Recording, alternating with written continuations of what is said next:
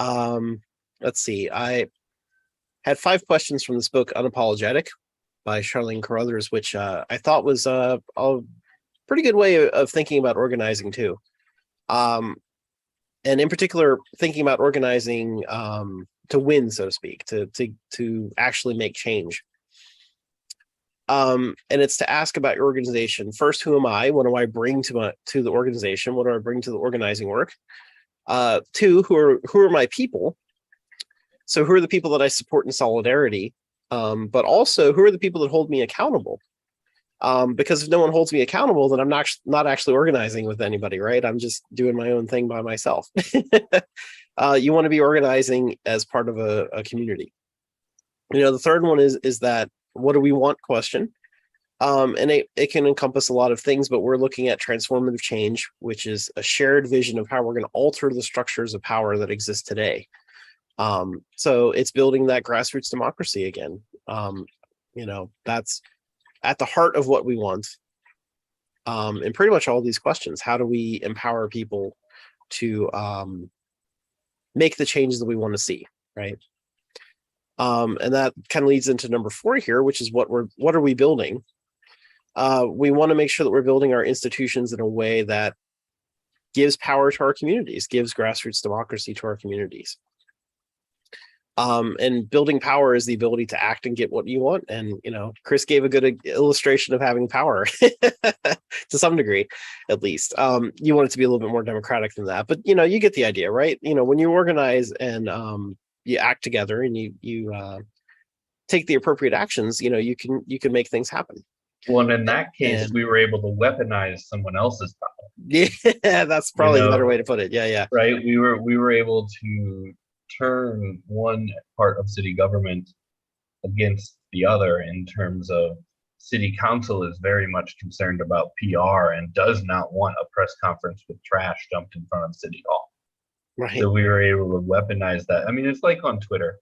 Because I'm a former GPUS co-chair, I got that blue check that makes me official, and I mainly weaponize it against companies when I'm not happy with them. They see that, they see that blue check and they respond very, very quickly. So sometimes, it's not about wielding your own power. It's about figuring out how to manipulate the power that already exists within your community to achieve your goals. It is possible to not have the power, but still wield it. Yeah. And one thing I particularly like about what this book says about building is that education, both self-education and collective education, is a very critical component of building. You have to be learning yourself, always learning, reading books, whatever, and learning from your actions too, learning from trying to do things in practice and seeing what worked and what didn't work and learning from that. And also sharing with each other as a collective educational effort. Again, maybe reading groups, but also by doing collective action, you learn from your both your victories and your losses, from the successes and the mistakes. And you learn together, you teach each other those things so that you can always be doing more. I think that's an important part of building. The collective education, in my opinion, is the most underlooked part of building. And a big part of it is because most, issue advocacy groups and things like that are tethered to a Democratic Party. They want a total line membership, right? That will do as they're told when the time comes. But for an independent organization to sustain over time, to avoid fracture and splintering, having that collective education is really important because it helps you build a common worldview, a common vision. You don't have to agree on everything, right? But when you've gone through this kind of process, it makes it a lot easier to democratically weather disagreement and things like that, because you understand where people are coming from, even if you don't necessarily agree with them, because you've had this common, collective education experience, whether that be, educational programs, reading groups, reading lists that everyone's working through, or practical real world experiences that help you come together. So It's why why both Garrett and I are heavily focused on education right now. And I think, honestly, I'll say I think Bernie's campaign is a really good example of the danger that can come from not doing this work. Uh, had this kind of work been centered on, um, throughout his campaign, maybe it doesn't fracture when he drops out, and maybe there's a real Dem exit. Maybe there's a real, movement that comes out with it. But because everything he's doing was feeding back into the Democratic Party, it didn't do it. And then the other side of that is, a lot of misinformation can come out. A lot of lack of political foundation can create a whole lot of problems as your organization grows and things like that. Mm-hmm. Yeah, absolutely. Yeah, we saw the Bernie campaign, suddenly explode to huge heights where it was, the top front runner against the establishment candidate. And then it also very quickly disappeared after Bernie endorsed, Clinton and then Biden, of course, because there was no educational component to continue it on. There was no radical component to continue it on. So that, it's important that in our organizing, we continue things on and we think from the very beginning how we can integrate education into our goals and into our structures, because, this is a long haul push, as we talked about in eco-socialism and all, right? And The toppling capitalism is a long, there's a lot of bad habits and shit we all got to break too, right? If we're gonna buck the traditional top-down authoritarian organizing model that permeates American politics, right? We kind of have to break down, our habits and our perceptions, and be able to, that kind of education component is really important for allowing people the space to understand how to actually form a truly different path, to really go a truly different direction. And we said it in eco-socialism when the Green Party went both, right? Like, if we're just 1% left of the left flank of the Democratic Party, what are we doing, right? And it's one of the failures of the Green Party is that it has historically seen the left flank of the Democratic Party as its primary organizing and recruitment location.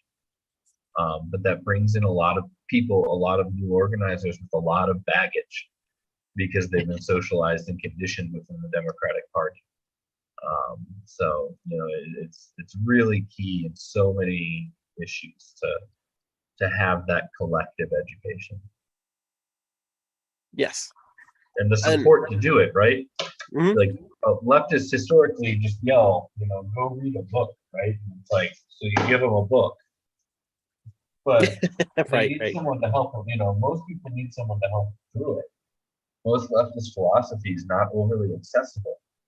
Most leftist philosophy, a lot of the things that people yell at you to read, like Lenin's State and Revolution, for example, is very applicable, but you have to be able to transcribe it over a century, right, in the modern times and modern conditions, and apply it in different ways than it might have originally been made. So, that collective aspect can help us all help each other through.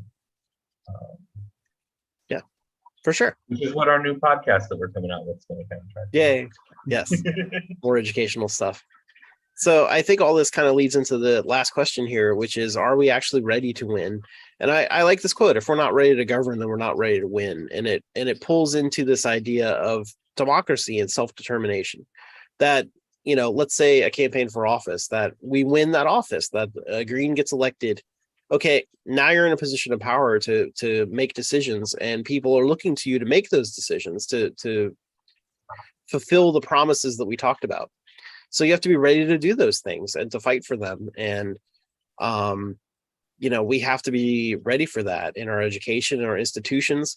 When we get people elected, most likely, if you just get Congress is a great example. There's 435 representatives, right? So even if 20 Greens win in Congress, just this amazing landslide of Greens, right? Like 20 of them, which is like bigger than the squad or whatever, right? in the Democrats. 20 out of 435 is not going to suddenly pass a whole bunch of legislation, right? Where their power comes in is that they can try to leverage if there's small gaps between Republicans and Democrats and all. But I think in particular, it's their ability to mobilize. Now they're all of a sudden national actors, national figures that can mobilize people out to Washington, D.C. and say, we want this particular bill passed and we're going to, be here until that happens. Once you become a national figure like that, you can really drive so much more organizing potential. But you got to be ready to do those things. You have to have all the infrastructure. You have to have the connections. You have to have the grassroots democratic organizational structure that allows people to participate in your campaign and to be involved in your campaign. And once you get elected, to be involved beyond that point, right? To make sure that you're accountable to the promises that you made before you got elected, right? All of these things have to be in place in order for us to really win, and in order for us to really build on that win. So these are questions I think that are very important as we're organizing to keep in mind, kind of in the back of our heads, as we're deciding paths forward. Can we answer these questions in satisfying ways, right? Yeah, I mean, when I read that, given current events, I immediately think of the Democratic Party. Yeah. Right? They act like they deserve to win. It's the crux of the spoiler argument that they make, right? The idea that a vote for a Green is a vote for a Republican. It's a malicious manipulation of reality, right? That isn't in any way fact. It's an intentional misrepresentation of fact, but it's based on the fact that they believe that they deserve the vote of anyone who's not a Republican, right? And that's they really do think they own these votes, right? Yes. So then you get to the front part of, with that in mind, you get to the front part of it. It says, if we're not ready to govern, we're not ready to win. And Roe is a perfect example, right? 50 years of not governing. 50 years of the Republicans loudly telegraphing that this is their goal, and they never led, they never governed and pushed against it. I was having a conversation with a friend in the Green Party, and the question came up: what would a Green congressperson be doing right now? Right? Because the Democrats literally sung "God Bless the USA" and then went on vacation after Roe. They sang a song that still uplifted our country though this isn't exactly who we are, right? They're still stuck in this isn't who we are, despite it being clearly who we are as a society. They sung a Kumbaya song, right? And then they went on vacation, and the best, the left flank of their party in AOC is like putting out tweets about what they could do, but she's not really taking any action. And so one of the things that we, when we were talking about it, that we said we thought Greens would be doing, if there was a Green congressperson right now, is that we thought that a Green would be in the House chambers demanding and trying to force a vote on the Women's Health Protection Act. The Democrats don't want to force that vote, just like they didn't want to force the vote on Medicare for all, right, during that movement, because it would publicly say that as Democrats, they don't support, as a party, that policy. And that's why they don't want to force a vote on the Women's Health Protection Act, because they can't pass it through the Senate. The anti-choice Democrats won't vote for it. So they won't actually govern on the issue. So yeah, when I read that quote, it seemed very apt for describing the Democratic Party right now. or Yeah, the Democratic Party over the last 50 years. yeah, it works for the Democrats that they feel like they are entitled to do this, even though they're not really ready to govern. They're showing with their majorities that they are not ready to govern, that they had no plan on governing, or certainly not governing in a way consistent with what they promised, right? Um, as for what it means for us, we have to be ready to govern before we're really ready to win. And I think it also kind of works the opposite way, right? That if we show that we're ready, people are gladly willing to vote for you. They see that you're prepared. They see that you mean what you say, and you win those votes. So I think it's a little bit of both ways here. We win by being prepared, and by being prepared, we're going to win. So these are important questions.